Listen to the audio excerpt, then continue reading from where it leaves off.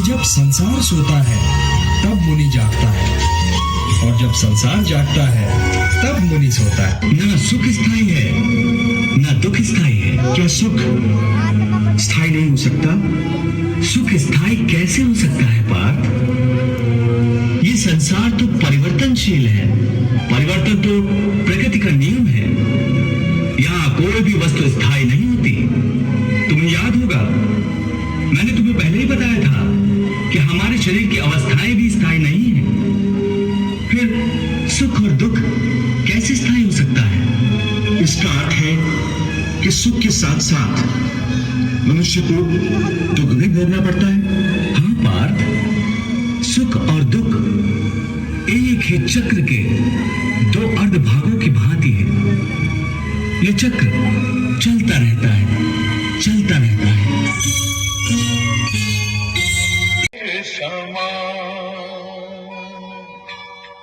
बाहुबल की बात मुझसे तो करो ही मत गांधारी नंदन, क्योंकि मैं तो केवल पार्थ का सारथी हूँ। अस्त्र और शस्त्र तो मैं उठाने वाला ही नहीं। अब तो मैं तुमसे शस्त्र उठवा के रहूंगा मधुसूदन।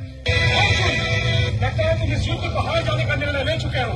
मैं तुमसे बार बार यही कह रहा हूँ, ये जो सामने खड़े हैं इनमें अपने पितामह को न देखो, इनमें अपने शत्रु को देखो। जानते हो अकेले गंगा पुत्र ने तुम्हारे कितने सैनिकों, कितने योद्धा और कितने महारथियों का वध किया है। तुम वीर गति को प्राप्त होने वाले उन सारे सेनानियों के ऋणी हो कुंती पुत्र अर्जुन, और यदि गंगा पुत्र का वध करके वो ऋण तुम नहीं उतारोगे तो उनका वध करके वो ऋण मैं उतारूंगा।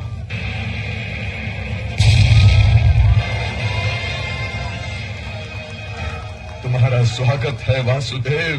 मुझे मुक्ति दिलाने के लिए स्वयं तुमने अपनी प्रतिज्ञा तोड़ दी। हे गोविंद, स्वयं मुझे मारने आकर तुमने तीनों लोकों में मेरा गौरव बढ़ा दिया है। युद्ध स्थल में आपके हाथों मारे जाने से मेरा तीनों लोकों में कल्याण ही होगा। आज धराशायी हुए कुरुकुल के सरताज, उनको अभिवादन करे सारा वीर समाज, सारा वीर समाज। यदा यदा हि धर्मस्य ग्लानिर्भवति भारत अभ्युत्थानम् धर्मस्य तदात्मानं सृजाम्यहम्। परित्राणाय साधूनां विनाशाय च दुष्कृतां धर्म संस्थापनार्थाय संभवामि युगे युगे।